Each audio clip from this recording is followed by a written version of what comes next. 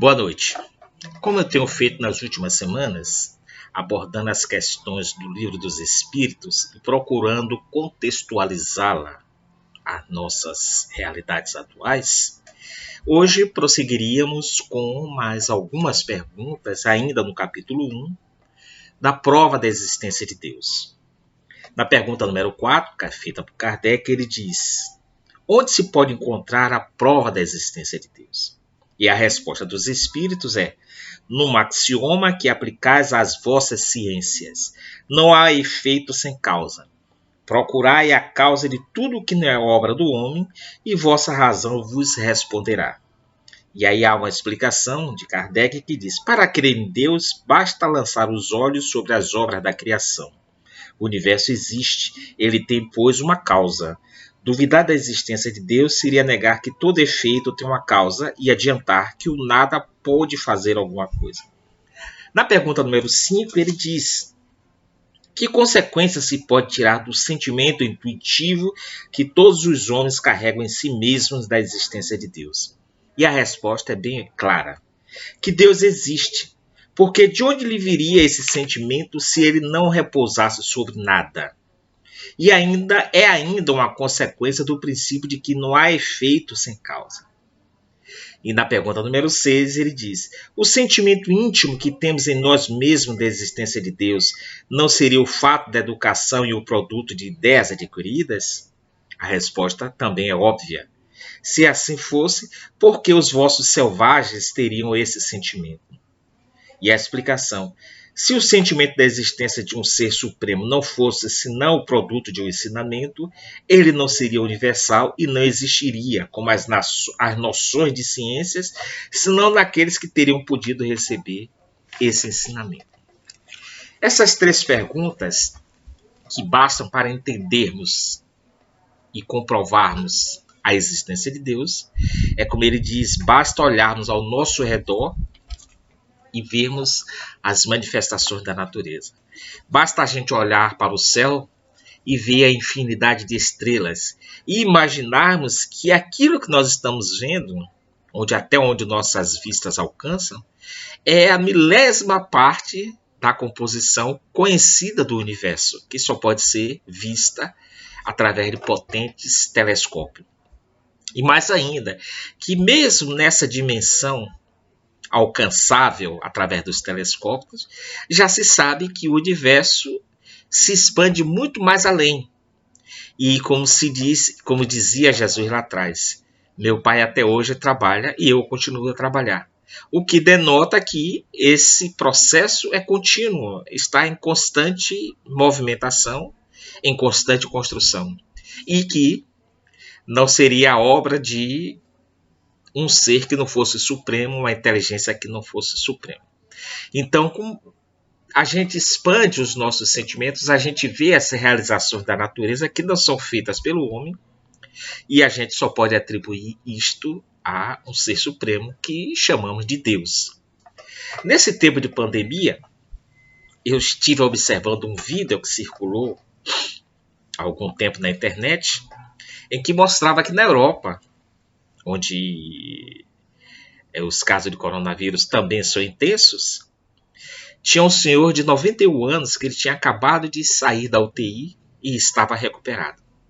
Ele estava bastante emocionado, pois ele passaram um bom tempo internado, utilizando-se de respiradores artificiais. Quando ele saiu, os médicos o parabenizaram e ele começou a cair, e ele caiu num choro profundo, intenso. E aí os médicos, ou melhor, antes disso, os médicos chegaram para dizer: senhor fulano de tal, infelizmente o senhor vai ter que pagar pelo uso do respirador. Aqui é um hospital particular e nós iremos facilitar todas as formas de pagamento, mas o senhor terá que pagar pelo uso desse equipamento que nos custou muito caro.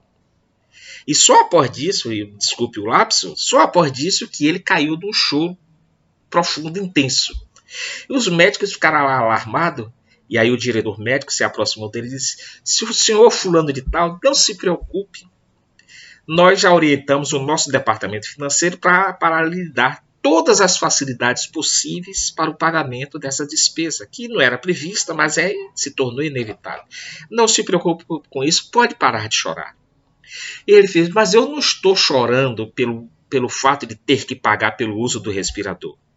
Eu disponho de renda suficiente que para mim não terá nenhum tipo de problema para pagar essa despesa.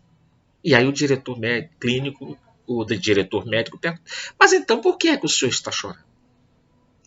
Eu estou chorando porque só agora que eu percebi que durante os meus 91 anos de existência, eu sempre utilizei do ar para respirar. E nunca me dei conta de que eu não estava pagando nada por isso.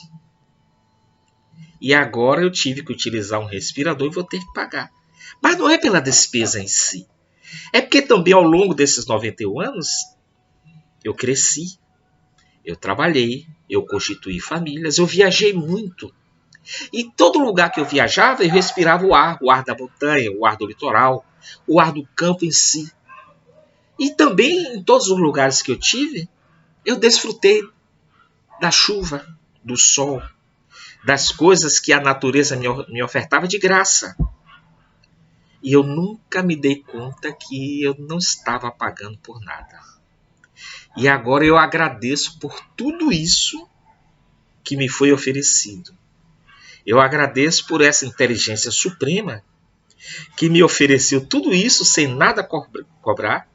E eu, na minha negligência, não só não me dei conta do que estava usufruindo, mas não tive o cuidado de, se não pagar, pelo menos cuidar e fazer jus àquilo que eu estava recebendo.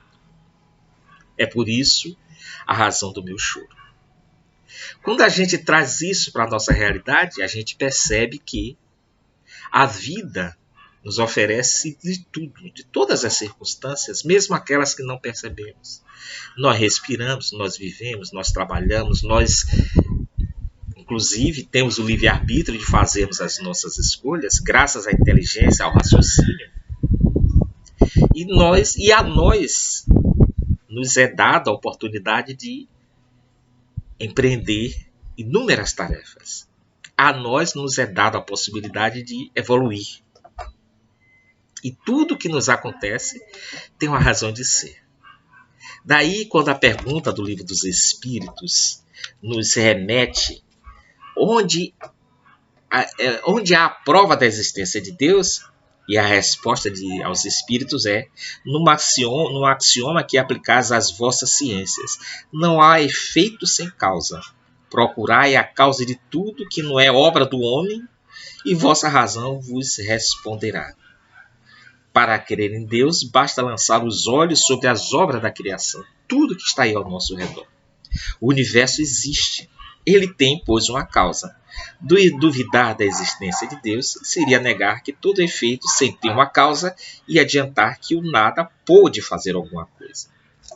Então, está mais do que claro que mesmo nas dificuldades, quando a gente se torna descrente de tudo, a manifestação divina está ali presente. Deus está presente em tudo. É isto por esta semana.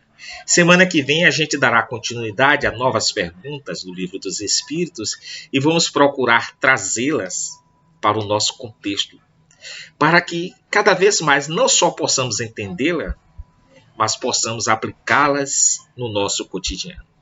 Uma boa noite, uma boa tarde, boa noite a todos. Até a próxima semana.